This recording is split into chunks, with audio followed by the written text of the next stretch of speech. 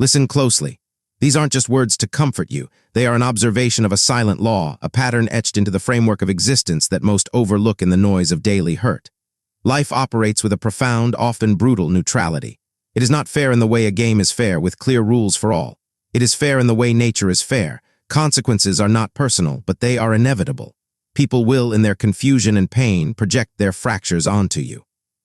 They will hand you the shards of their brokenness, expecting you to cut yourself on the edges. They will mistake your peace for a vacuum they can fill with their chaos, your resilience for a wall they are compelled to scale and deface. For a time, the weight of this can feel like a private gravity, pulling you into a solitude of suffering. It can seem as if you are the sole audience to an injustice the universe has chosen to ignore. But here is the first quiet truth: the universe is not ignoring it. It is calculating it. There is an unseen arithmetic at work, balancing energies with a precision that human emotion cannot fathom. When they hurled their cruelty at you, they were not just aiming at a target, they were launching a transaction into the void. They were withdrawing from an account they did not know they held, and the debt accrues interest in a currency they cannot spend. They set in motion a sequence, a causal echo, that will return to the point of origin, always. Think of it not as karma in a mystical sense, but as physics. For every action there is an equal and opposite reaction. This is true in the realm of force, and it is a metaphor so potent it bleeds into the realm of spirit. The stone of malice thrown into the pond of your life does not merely vanish. The splash is your immediate hurt, yes. But then come the ripples, subtle, expanding, traveling to the furthest shores of their own existence. At first, they may not feel them. They are too busy watching for your reaction, mistaking your silence for surrender. But ripples do not dissipate. They travel, they intersect, they amplify, and eventually they wash back over their own feet, carrying the sediment they first stirred up. Their bitterness is not a weapon they wielded. It is a dye. And in attempting to stain your world, they immerse their own hands in it. Now it seeps into their skin, coloring their perceptions, tainting their joys. Their anger, which they believed was a flame they could direct to burn you, has no chimney in their own soul. The smoke backs up, filling their inner chambers with a toxic haze that chokes contentment. Their insecurity, which they disguised as superiority or mockery, becomes a cage of their own design. The bars are not made of your retaliation, but of their constant, grinding need to compare, to undermine, to prove a hollow point. You see, when a person chooses to destroy from a place of spite, they are not merely launching an attack. They are drafting a blueprint for their own confinement. They are pouring the foundation of a house they will one day have to live in, and they are using the shoddiest of materials: deceit, malice, and schadenfreude. While they are busy laying those crooked bricks, convinced they are building a fortress against their own fears, you have been in another workshop altogether. Your workshop has been the silent hours, the raw mornings after the betrayal, the moments of choosing to breathe when every cell screamed to collapse. Every setback they engineered became a lesson in structural integrity. Every pain was a grueling tutorial in tensile strength. Every betrayal was a masterclass in discernment. You were not simply enduring, you were metamorphosing. The pressure they applied, intending to pulverize, was the very pressure required to form a diamond from carbon. They believed they were in control, that their manipulations were the dominant narrative. But that was an illusion of the shallow end. True sovereignty is forged in the deep, in the resilient silence where character is tempered like steel in a vacuum. No fanfare, no audience, just the relentless heat and the choice to not shatter. And you, my friend, have made that choice, again and again. Notice the elegant justice unfolding, not with theatrical thunder, but with the quiet inevitability of dusk following day. The universe administers equilibrium not on our petty schedules, but on a timeline that allows for the full flowering of cause and effect. It does not forget a single whispered lie, a stolen credit, a calculated slight. It files them away in the ledger of consequence. You may have felt powerless under the barrage, but the profound irony is this: their own actions have become the weights chained to their ankles. They manufactured a storm system, and now they are trapped in the eye wall, lashed by the very winds they hoped would blow you away. They are haunted, but not by ghosts of your making. They are haunted by the phantom limb of their own integrity, amputated by their choices. They are tormented by the gulf between the person they pretend to be and the architect of harm they know themselves to be. This cognitive dissonance is a relentless tax on their psyche, paid in anxiety, in sleeplessness, in the paranoia that their own methods will be used against them. They feel a churning in their spirit they cannot name because it is the echo of the poison they tried to serve you. And you are becoming untouchable, not because you are shielded by luck, but because you have been immunized by experience. You have taken the venom they injected and through some alchemy of spirit, synthesized your own antidote. You have absorbed the weight they piled upon you and learned to carry it as ballast, a stabilizing force that keeps you grounded, not buried. While they crumble from the internal corrosion, you are ascending, not in a blaze of vengeful glory, but in the steady, sustainable climb of someone who has learned to use the terrain itself for lift. This is not revenge. Revenge is a small, bitter meal that leaves you hungrier. This is something far more substantive. It is the natural outworking of moral gravity. Their undoing is inevitable because it is encoded in the very nature of their choices. Malice is a faulty foundation. It cannot bear the weight of a full life. Lies are anaerobic. They suffocate without the oxygen of belief from others. Guilt, when suppressed, becomes a silent parasite in the bloodstream of the soul. The world is indeed harsh. People can be profoundly cruel. Life is unforgiving in its demand that we evolve or suffer. But within this chaotic curriculum, a stark lesson emerges. Those who set out to dismantle others often, inadvertently, become the architects of their own isolation. Every insult is a boomerang they must eventually duck. Every betrayal is a knot that tightens around their own capacity for trust. The energy they invest in hatred does not vanish. It compounds within them, a toxic asset that depreciates their inner peace. The crucial lesson, the one they are blind to, is this: they will never see the return wave coming. They are convinced of their own cleverness, mistaking your stillness for stupidity, your patience for paralysis. They are blind to the reality that while they were playing checkers on a board of petty conflicts, you were learning the rules of gravity and light. You have been building a life in a different dimension, one of substance, of integrity, of quiet mastery, a life their paradigm cannot even compute. Your victory is not in their acknowledgement or their apology. Your victory is encoded in your daily existence. It is in the peace that underlies your struggles, the clarity that guides your decisions, the integrity that shapes your path. Your life itself is the statement. Your growth is the evidence. Your flourishing is the most resonant response. Every success you achieve, forged in the fire of their opposition, rings like a bell they cannot unhear. Every moment of genuine joy you experience is a silent testament to a law they violated. They feel it not as your triumph, but as a puzzling unease, a sense that the emotional physics they relied upon has failed. They are being dismantled by the very tools they thought would break you. Understand this at the deepest level. Suffering, when confronted with courage, is the most demanding but effective tutor. Cruelty, when observed, is a revealing mirror. In trying to break you, they expose the fragility of their own core, their moral shortcuts, the emptiness they were trying to fill with your diminishment. Your refusal to break, your choice to rise and rebuild with stronger materials, demonstrates a principle they are constitutionally unable to grasp. They are trapped in the echo chamber of their own creation, paying the compound interest on their emotional debts with every night of fractured sleep, every relationship strained by their suspicion, every moment of joy soured by the subconscious knowledge of their own inauthenticity. This is not chance. This is consequence. It is life enforcing its own non-negotiable bylaws. There is no higher court of appeal. So your path is clear and it has nothing to do with them. Keep moving, keep building, keep refining. Do not waste a single erg of your precious energy on crafting their pain. The universe's Justice Department is far more efficient and imaginative. Your focus is your forge. Every time you choose creation over destruction, kindness over bitterness, growth over grievance, you are casting a vote for the world you want to inhabit. And each of those votes strengthens your sovereignty. Every genuine smile you wear, every milestone you reach while they are stuck in the quicksand of their own making, is a quiet, undeniable proof of their miscalculation. The beauty of it is its organic, inevitable nature. You are not doing this to them. You are doing this for you, and in that simple, profound focus, you become the living evidence that their campaign failed. Life has a way of restoring balance. Those who specialize in harm are rarely equipped to receive its return. Their misery is not a trophy for you to claim. It is the natural harvest from the seeds they planted with their own hands. They are being consumed by the very shadows they tried to cast upon you. Remember, you are the one who remained. You are the adaptive organism, the conscious architect. You translated suffering into wisdom, betrayal into boundary setting, pain into profound compassion for yourself and others. You are the one who transformed leaden experiences into gold, not through magic, but through the relentless alchemy of perseverance. While they struggle under the mounting weight of their own unresolved karma, you will continue to rise. You will continue to build a life of meaning that their vision, clouded by spite, could never have envisioned. That is your unassailable victory. That is your quiet power. That is the equilibrium that needs no billboard. In the calm that eventually settles, when the dust of conflict has cleared and the air is still, you will perceive the completed pattern.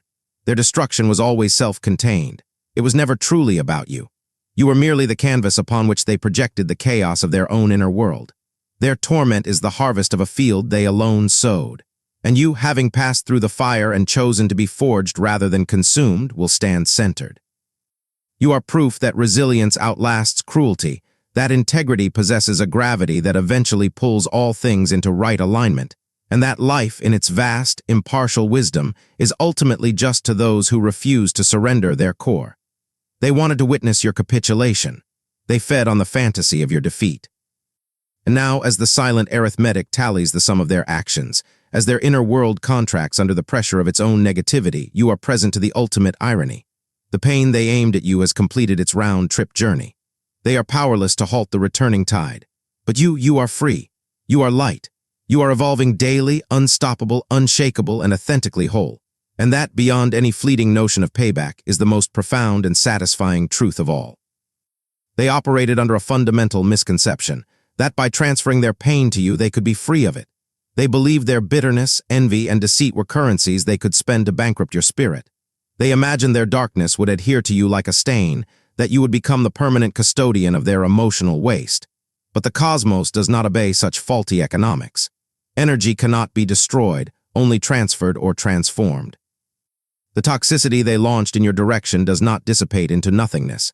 It enters the ecosystem of cause and effect. Like a scientist who carelessly handles a pathogen, they have become the first and most exposed victim of their own release. Every act of cruelty, every psychological projectile, carries a unique signature, their signature, and the universe, in its boundless memory, knows the return address. When someone dedicates themselves to the diminishment of another, they make a catastrophic investment. They invest their time, their focus, their emotional capital, and a piece of their soul into a venture with zero spiritual return. They tie their own sense of worth to the downward trajectory of someone else. This is a trap of monumental proportions. In trying to anchor you to the ocean floor, they wrap the chain around their own waist. Consider the practical, grinding reality of this for them. When they weave a lie about you, they must then remember the lie, maintain it, and weave additional lies to support it. They build a house of cards in a breezy room, and the constant strain of keeping it upright is a drain on their mental resources. When they betray a trust, they sever not just a connection with you, but they damage their own internal template for trustworthiness. They make future genuine connection harder for themselves. When they manipulate, they are forced to view the world and every relationship as a chessboard, an exhausting way to exist that precludes authenticity. This creates a pervasive, low-grade psychic fever, a background hum of anxiety, a susceptibility to paranoia, a fragility masked by aggression. They become prisoners in a panopticon of their own design, where the warden is their own compromised conscience. Even if they silence its voice, it speaks through somatic complaints, through restless nights, through a deep-seated alienation from simple joy. You, however, walked through the fire. You felt the searing heat of the betrayal, the cold void of the deceit. You were knocked down and you allowed yourself to feel the full impact of the fall. But then you did the critical thing. You got up and studied the ground that tripped you. You processed the pain. You metabolized the experience, extracting the nutrients of wisdom and discarding the toxins of hatred. You transformed their intended poison into a prophylactic, an immunity against future harm. That is the decisive divergence. You integrated the lesson. They are haunted by the ghost of the exam they tried to cheat on. They are stuck in the cycle, replaying their own malevolent scripts, while you have written a new narrative entirely. Their attempts to harm you have become, in a terrible twist for them, the very whetstone on which your discernment has been sharpened. Their negativity became a contrasting backdrop against which your own values shine with greater clarity. They are now reaping the harvest of the seeds they planted, a landscape of mistrust, relationships tinged with transactional wariness, and a soul-deep fatigue that comes from fighting a shadow war against their own better nature. There is a poignant, inevitable justice in this process. They equate the ability to inflict pain with power, but true power is generative. It builds, heals, creates, and endures. Your power forged in response to their attack is of this enduring kind. Theirs was a flash of lightning, dramatic but spent. Yours is the slow, deep growth of a tree whose roots have been strengthened by storms. This is not about schadenfreude. You are not the curator of their suffering. You are the liberated witness to a natural law. The universe operates with impeccable cause and effect. You need not lift a finger to enact justice. The system is self-executing. When someone acts from selfishness, cruelty, or deceit, they introduce a destabilizing force into their own life equation. The equation must balance. Always. What they did to you is now returning to them, not as a metaphor, but as a tangible, experiential reality. A life increasingly constrained by the consequences of their own choices, a shrinking circle of trust, a mind that cannot find rest. You may feel a sense of vindication, but the greater gift is the understanding of the principle itself, that living with integrity is not just morally superior, it is structurally sound. It is a sustainable way to exist. Their suffering is the inevitable design flaw in the shoddy vehicle of their character. Your peace is the reward for building something aerodynamic and resilient. While they are buffeted by the turbulent winds they themselves stirred, you have learned to set your sails and navigate. You have taken chaos and with patient hands woven it into order. You have taken the raw material of destruction and sculpted something of meaning. That is the highest form of triumph, a creative, not a destructive act. As this unfolds, you start to recognize the subtle signatures of a soul in conflict with itself. The unprovoked envy, the need to subtly sabotage, the faint aura of resentment, these are not signs of your deficiency, but emissions from the slow burn of their own unresolved conflict. You can observe it without hatred, without the need to engage, because you understand the deeper mechanics. Their pain is the echo of their own choices, bouncing back in the canyon of their life. Cruelty, left to feed on itself, becomes auto-cannibalistic. It consumes the host from within, leaving a hollow where a soul could have grown. This is the lesson of moral gravity. What we send out gathers mass and velocity on its return journey. They sought to break you, to make you a monument to their own toxic power. Instead, you became a living testament to a different law, the law of resilience. You are stronger, wiser, and more vibrantly alive precisely because you faced the fire and did not let it burn away your essence. Their actions, intended as instruments of your downfall, became the inadvertent catalysts for your unshakable ascent. And there is no undue command for that. The power of this reality is quiet and immense. It is a constant reminder that the high road is not the naive road. It is the strategically sound road. That inner integrity is an armor no external malice can pierce. Life corrects itself with a subtle, inexorable force. They believed they controlled the narrative, but they were merely writing the first draft of their own regret. In the final edition, you are not the victim, you are the evidence. The pain they dispatched has completed its orbit, and it has returned to its sender, postage due. Their destruction is authored by their own hand. The world, in its serene and impartial mechanics, is simply ensuring the delivery. This journey has built within you something incalculably valuable, a forged strength. This is not the brittle strength of arrogance or unchecked power. It is the supple, enduring strength of tempered steel, tested under pressure, cooled in the waters of reflection, and hardened into an unbreakable form. Those who sought to scar you believed scars were marks of defeat. They failed to understand that some scars are simply records of battles survived, and that healed tissue is often tougher than what was there before. Every time you were pushed, every time the floor fell away, you were presented with a binary choice: to descend into the victimhood they assigned you, or to use the falling sensation as a lesson in learning to fly. You chose the latter. That repeated choice is what shapes a resilient character. This growth is rarely loud or linear. It happens in the quiet margins of your life, in the deep breath you take before responding, in the boundary you silently enforce, in the compassion you show yourself on hard days. It's in the nights you spent wrestling with the why, only to emerge with a what now. This is where true fortitude is manufactured, in the private factory of the soul with no outside overseers. You learn patience not as passive waiting, but as active endurance. You learn discipline as the act of directing your energy away from the drama and toward your own blueprint. You discovered that setbacks are not stop signs. They are detour signs, often pointing toward a more scenic route you would have otherwise missed. While others seek validation from the crowd, you have been cultivating an inner compass. You became someone whose peace is not contingent on external calm.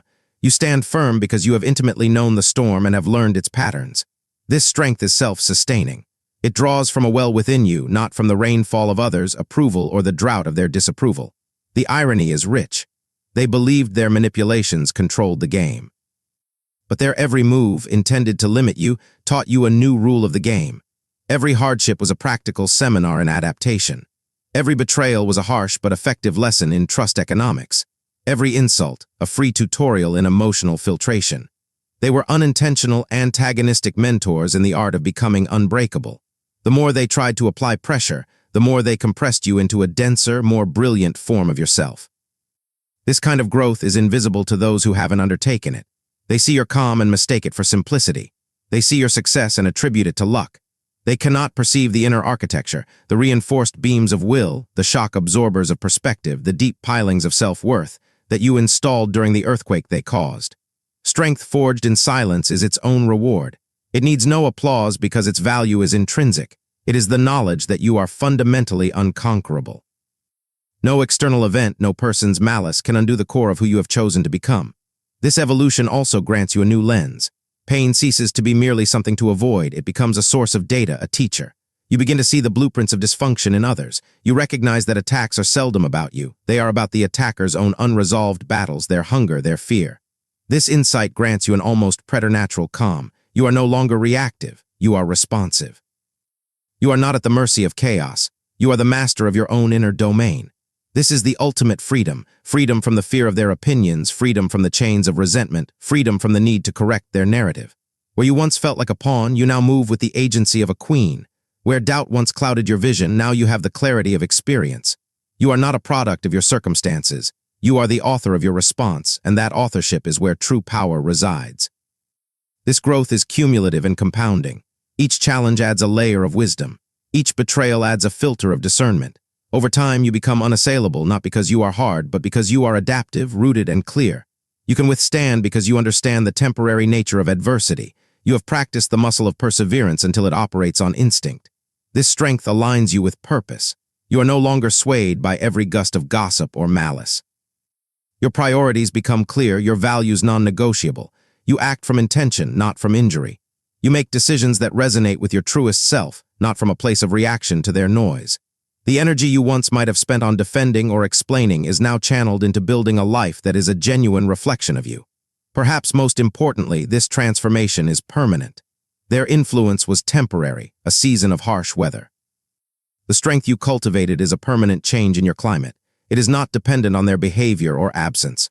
The resilience you now possess is a part of your foundational code. It is the one trophy from the battle that cannot be tarnished or taken. In essence, your growth is now autonomous. It converts adversity into advantage, confusion into clarity, and pain into profound inner resource. It is quiet, patient, and unstoppable. And the magnificent truth is that it is entirely yours. While the world throws its variables at you, this inner core is a constant. It cannot be stolen, only strengthened. This unstoppable growth is your silent anthem. It proves that your story is not one of damage, but of transformation. That betrayal does not have the final word, integration does. Every step forward on this path is a step further into a life of agency, peace, and undeniable authenticity. As you continue, remember, this process does not end. Each new challenge is simply more raw material for the unshakable being you are becoming. While others remain mired in the stagnant pools of their own bitterness, your life is a river, deepening and carving its course with relentless grace. That is the ultimate quiet victory.